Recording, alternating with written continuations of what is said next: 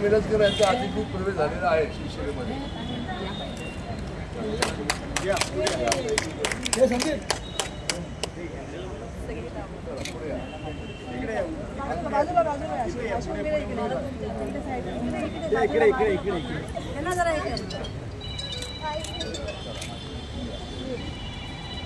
इकडे उभे राहा,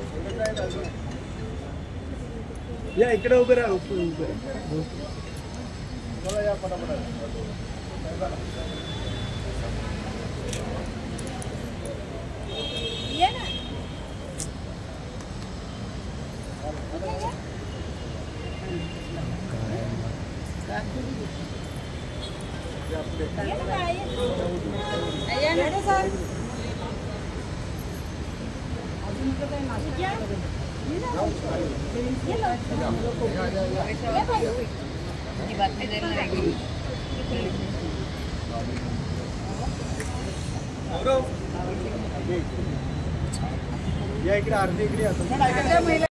आज शिवसेनेमध्ये अधिकृत प्रवेश केलेला आहे. माजी महापौर अशोक गळती, माजी नगरसेवक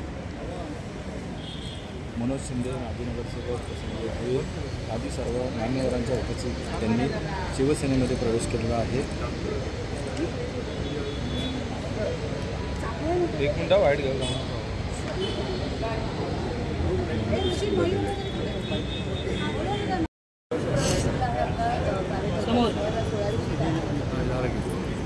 प्रथम आनंद तर झालेलाच आहे. प्रवेश घ्यायला जरा उशीर झाला, पण दिघेसाहेब असल्यापासून आम्ही एकत्र भेटायचो आणि नेहमी ते मला चिडवत असायचे की तू कधी येणार.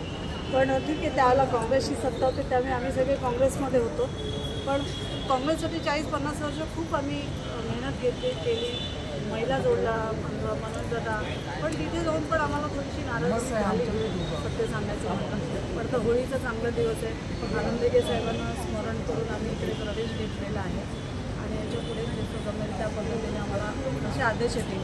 आणि आमचे महाराष्ट्राचे मुख्यमंत्री जसे आमचे वैकी साहेब पण म्हणतात, जरी उपमुख्यमंत्री असले तरी ते आमचे मुख्यमंत्रीच आहेत शिंदे साहेब, आणि त्यांच्या आदेशाचं आम्ही पालन करू.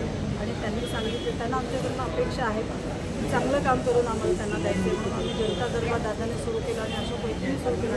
त्याच्यात आम्हाला त्यांच्याबरोबर बसण्याचा मान दिला आणि सगळ्या महिला म्हणजे जे काही केसेस येतात त्या लगेच निर्णय देतात, हे आम्हाला जास्त समाधान वाटतं. म्हणून आम्ही सगळ्या महिलांना आता जोडतो आहे.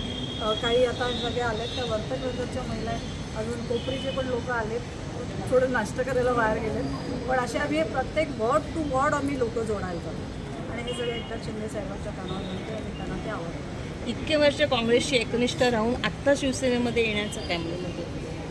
इतके वर्ष आम्ही 40-45 वर्ष मी काँग्रेसमध्ये घातलं. वाईट वाटतं, दुःख होतं, कारण आपण त्या पक्षाशी एकनिष्ठ राहिलो. पण तिथे राहून आपल्याला काही बेनिफिट म्हणजे आम्ही काही पैशाचं बेनिफिट म्हणत नाही.